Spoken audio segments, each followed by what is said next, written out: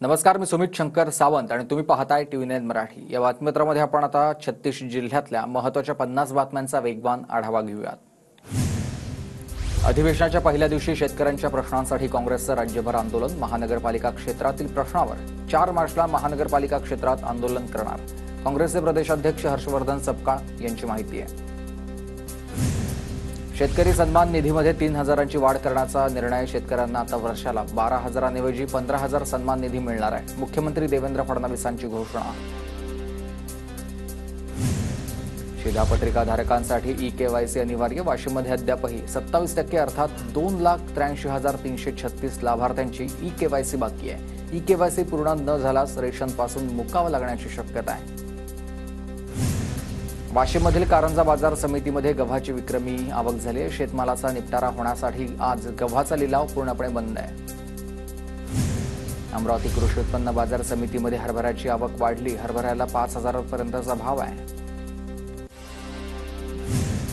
जळगावच्या भोरटेक शिवारामध्ये वन्यप्राण्यांमुळे पिकांचं मोठं नुकसान। वन्यप्राण्यांपासून पिकांच्या संरक्षणासाठी शेतकऱ्यांचं जागरण।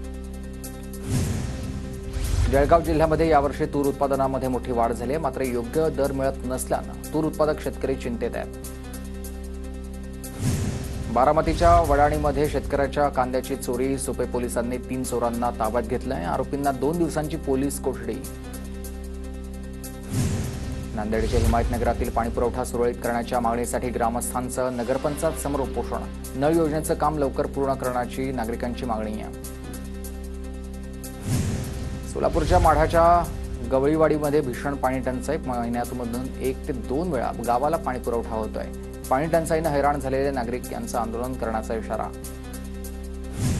वसईत महिलेची नजर चुकवून चोरट्यांनी घरामधील 3 मोबाईल लांबवले। 3 चोरटे कॅमेऱ्यामध्ये कैद झालेले आहेत। या 3 चोरांमध्ये एकाच महिलेचा समावेश आहे।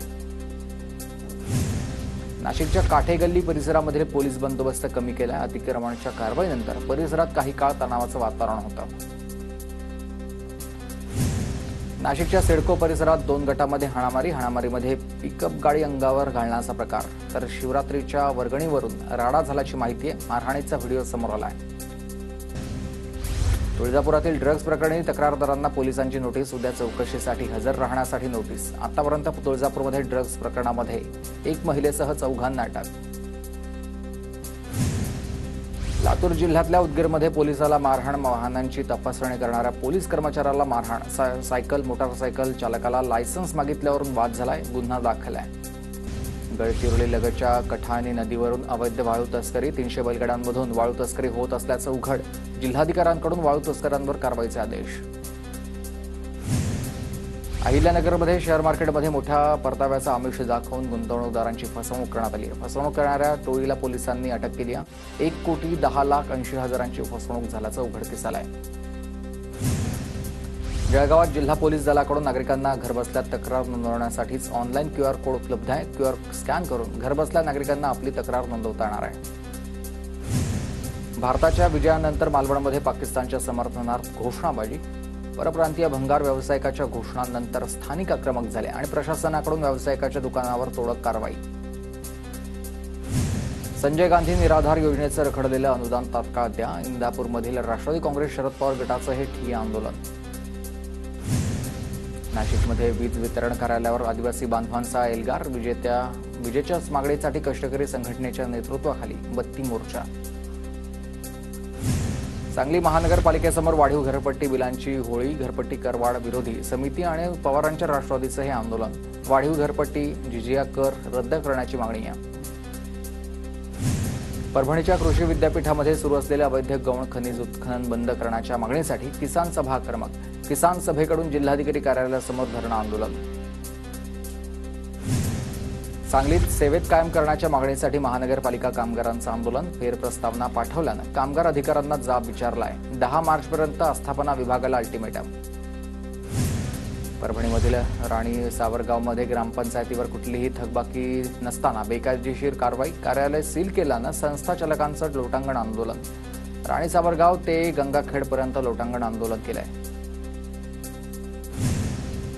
बुलढाण्याच्या सोनाळ्यामधील शेतकऱ्याचं तलाठी कार्यालयामध्ये आंदोलन। तलाठी अधिकारी कार्यालयातच हजर असल्यानं राहत नसल्यानं शेतकरी आक्रमक झालेत।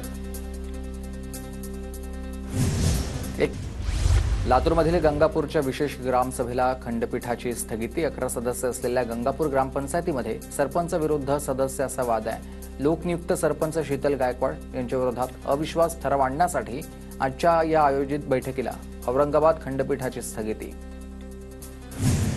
गडचिरोलीमध्ये मार्कंडेश्वर देवस्थानमध्ये शिवरात्री निमित्त जोरदार तयारी. राज्याच्या कानाकोपऱ्यामधून दर्शनासाठी भाविक मोठ्या संख्येनं दाखल होणार आहेत.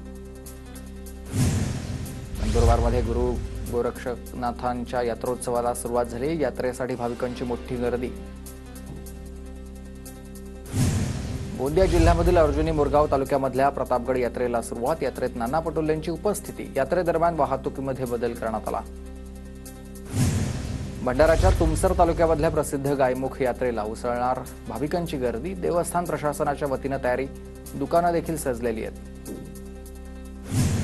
धाराशिवच्या आदर्श कन्या शाळेत आनंद बाजार भरला. विद्यार्थ्यांना व्यावहारिक ज्ञान मिळण्यासाठी शाळेचा स्तुत्य उपक्रम.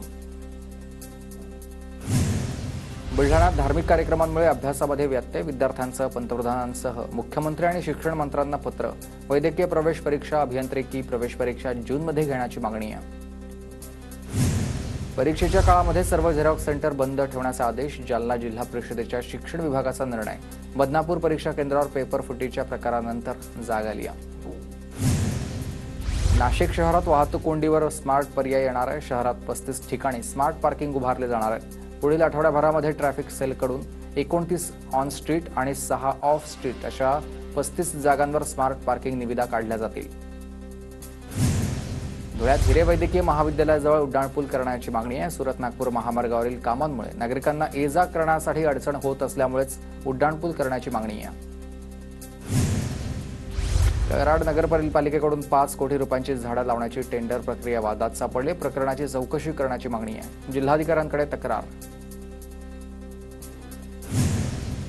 छत्रपती संभाजीनगरमध्ये लोकसभा विधानसभा निवडणुकीचा खर्च 60 कोटींच्या घरात गेल्याची माहिती आहे. जिल्ह्यामध्ये दोन्ही निवडणुकांसाठी 3000 मतदान केंद्र होते.